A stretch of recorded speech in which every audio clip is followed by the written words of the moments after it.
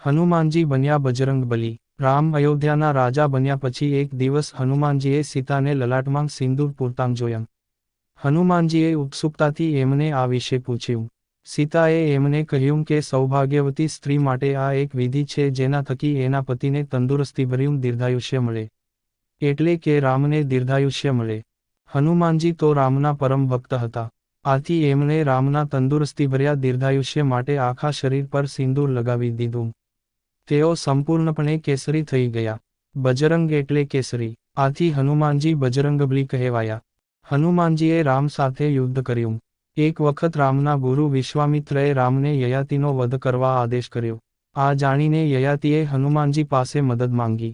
યયાતિનો વધ કરવા માટે રામ આવી રહ્યા છે એ જાણ્યા વગર જ હનુમાનજીએ યયાતિને વચન આપી દીધું કે કોઈ પણ પ્રકારના સંકટ સામે એનું રક્ષણ કરશે।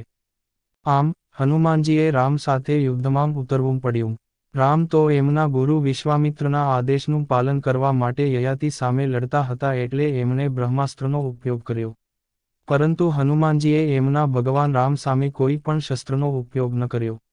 હનુમાનજી તો યુદ્ધભૂમિમાં રામ નામનું રટણ કરતા ઊભા રહ્યા। રામ નામ રટતા હનુમાનજી પર રામના ધનુષમાંથી નીકળતા તીરની કોઈ જ અસર થતી નહોતી। રામ નામનું રટણ જ એમનું રક્ષણ કરતું હતું। છેવટે રામે નમતું જોખ્યું। ગુરુ વિશ્વામિત્રએ હનુમાનજીની રામ પ્રત્યેની આવી ભક્તિ અને એમનું શૌર્ય જોઈને રામને એમના આદેશમાંથી મુક્ત કર્યા। એમણે હનુમાનજીને વીર હનુમાન એવું નામ આપ્યું।